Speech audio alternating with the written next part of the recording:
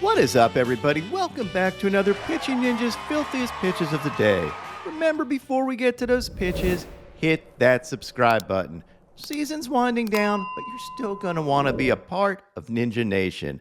We're going to have tons of postseason content, and in the off-season, we're going to go through classic games and have a ton of interviews. I'll even take requests. So hit subscribe, and without further ado, here are my filthiest pitches of the day. I'm going to start with James Caprillion, who had 7 Ks in 6 innings, giving up no runs on only 1 hit. He had these fastballs and nasty sliders. Luis Garcia had his salsa rock the baby windup going and delivered some nasty sliders as well as his White Castle special.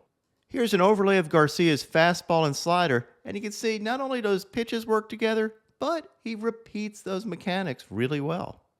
He battled Corey Kluber, who had these breaking balls and soared, and had 4 Ks in 5 innings, giving up 2 runs.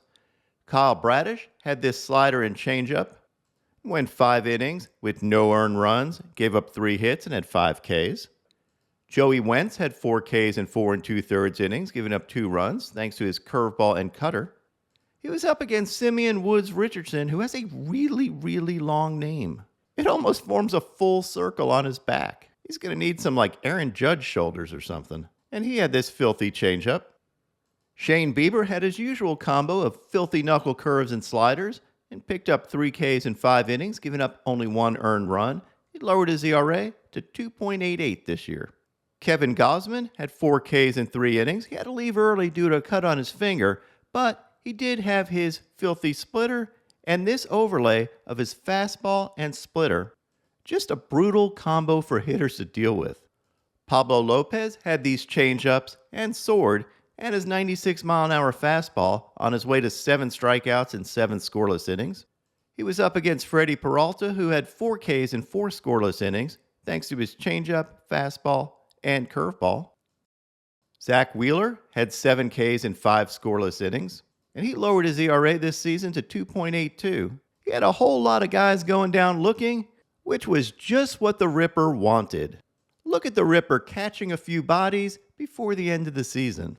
In fact, after Wheeler K'd the side, the Nats announcers called it a triple homicide. It's a triple homicide here in the bottom of the second. Marcus Stroman had 7 Ks in 6 innings, giving up no runs, and had these wicked sliders and sinkers. Blake Snell picked up 6 Ks in 6 innings, thanks to these dirty sliders and his elevated fastballs. He battled Lance Lynn, who had 5 Ks in 7 innings, giving up only 1 run, thanks to his fastballs and 2-seamer.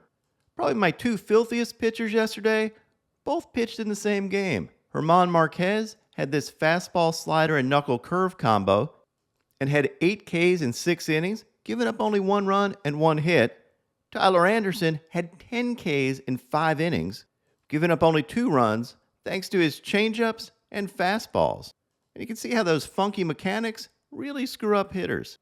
In the biggest game of the night, Chris Bassett picked up 2 Ks in 2 2/3 innings and had this curveball. And he was outdueled by Charlie Morton, who had 5 Ks in 4 1/3 innings. Not his best outing, but he still had these filthy curveballs.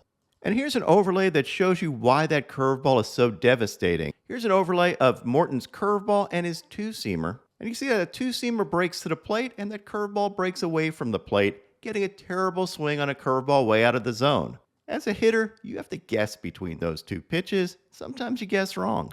Now on to my filthiest relievers. AJ Minter had this nasty cutter. Dylan Lee had this slider and fastball. Collin McHugh had these filthy sliders. Ronald Acuna didn't throw a pitch, but check out his arm action here. That looks like 100-mile-an-hour gas to me. Gregory Soto had this slider and 2-seamer. Justin Lawrence had this sick slider. Brian Abreu had these mean sliders. Alex Lang had these sick curveballs. Liam Hendricks had his slider and overpowering fastball. Emmanuel Clase had these flaming cutters. Hobie Milner had this slider and 2-seamer, and look at this home plate view of that slider. That is unhittable. Jonathan Loaisiga had this 90-mile-an-hour dirty changeup.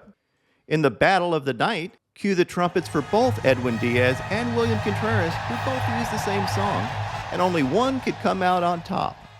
Well, that didn't last long. I think technically William Contreras has to buy Edwin Diaz a trumpet. Daniel Bard had 6 Ks in 2 innings with this dominant stuff.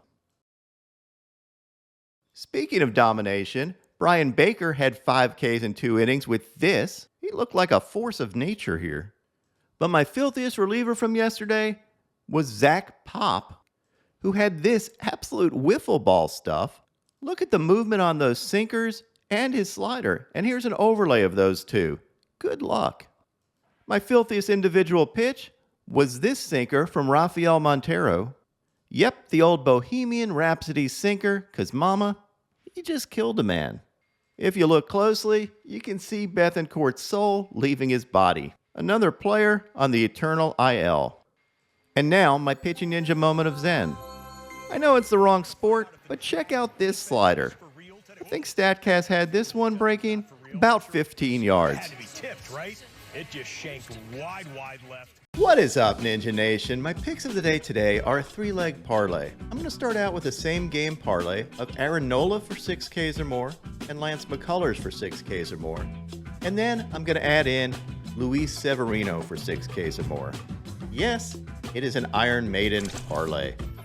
What would your picks of the day be?